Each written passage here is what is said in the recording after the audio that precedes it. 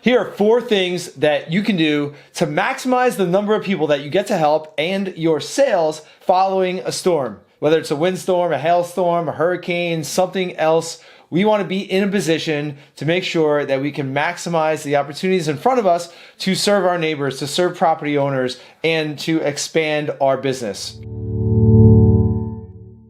So, number 1 is to do your work before the storm. We don't know if and when and where a storm is going to hit. So the best thing to do is to be out there in front of your market on a consistent basis, to be one of the top of mind roofing companies in your local area. When that storm hits, you want people to think of you right away as one of the people, one of the companies that they want to contact.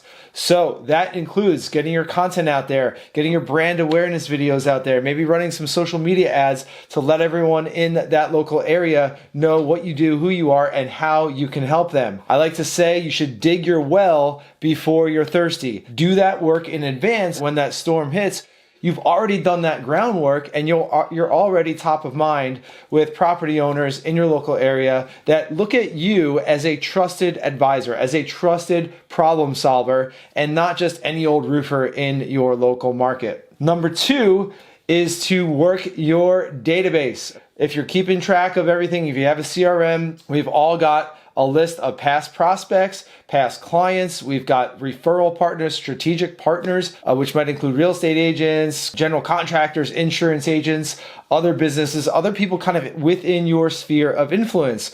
So go out to that database. You can hit them from a variety of ways. You can run some email campaigns. You can run some text message campaigns. You can run some direct mail campaigns. You can drop postcards in the local neighborhoods in that local area. You can run targeted Facebook ads to a custom audience, which means that you can upload a list of your contacts, phone numbers, emails to Facebook and run targeted ads targeting those people that are already on your list, right? It's the old saying is that it's so much cheaper and so much more effective to go out there and get the attention of someone that's already given you their trust and their money than it is to go out there and find a stranger to give you their business. So make sure that you're working your database. You've already done the work to build that trust with these people, whether you've done business with them in the past or whether you've just talked to them in the past about a project or a quote or an estimate or inspection, whatever. That's a fantastic way to start marketing to people that already know who you are and already have some affinity toward you.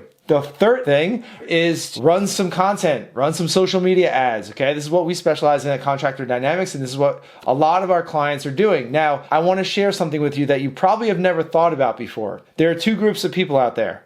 There are people that are problem aware, okay? So they are aware that they have a problem, right? They're aware of the storm. They might have some visible damage. They might actually have some leaks depending on the size of the storm and things like that. So they're aware that they have a problem that they need to get solved, right? So those people are problem aware. So you're going to hit them with a certain message because they already know they have a problem. On the other side, there are people that are not problem aware. They're not aware that they have a problem, right? They might not remember the storm. They might not think the storm hit them. Maybe they were on vacation and it's not a thing that they're thinking about. Or maybe they do have a problem. They do have damage, but as you know, you can't see most roof damage from the ground, especially if you have a house that's 2 stories or over. It's really hard to see. Maybe it's lifted shingles, maybe it's hail hits, whatever. You're not able to see that damage from the ground. So they might have a problem, but they're not aware that they have a problem. So your content has to get out in front of them to let them know, without being a fear monger, of course, but let them know in a nice way that, hey, you might have this problem that you're not aware of, and we can actually help you with that, right? So you have your people that are problem aware, and then you have your people that are not problem aware. So you should have different messages to reach those types of people. The whole point of marketing is to enter the conversation that's going on in your prospect's head, in someone's head, right? Hit them where they're at. You want to meet them where they're at with your solution. So those 2 groups of people are essential. And the fourth thing to do following a storm is don't give up, all right? Most people want to come in right away and try to scoop up as many contracts as they possibly can. There are a lot of companies that do that really well. However, don't leave town, or don't give up on that area. Only a small percentage of people are ready to take action right away.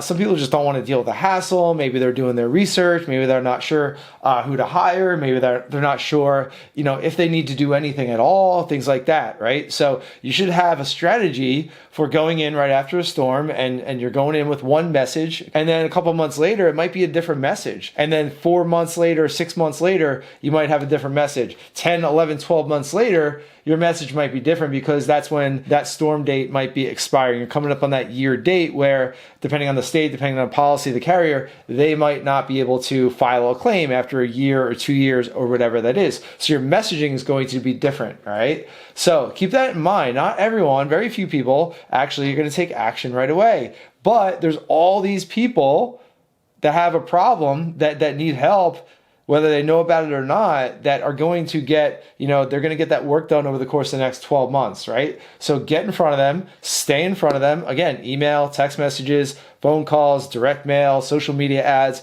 stay in front of them for the life cycle of that storm, so that, again, you can maximize the number of people that you're able to help, to provide your solutions to, maximize your sales, grow your business, and you should be doing this 4-part strategy for every single storm. So just to recap, number 1, do the work before the storm. Dig your well before you're thirsty. Number 2, go out to your database.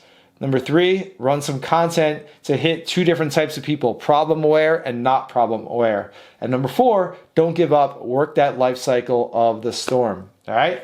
Hope that's helpful. It's very succinct. If you have any questions on implementing any of those details, any of those strategies, tips, whatever, feel free to drop a comment below. Feel free to reach out to us, contractordynamics.com, at our website. We'll be happy to provide you with some other additional training videos, or we can set up a call and kind of go through some of these strategies with you if you want to really dominate and really take advantage of the storm situation. So that's all I got for today.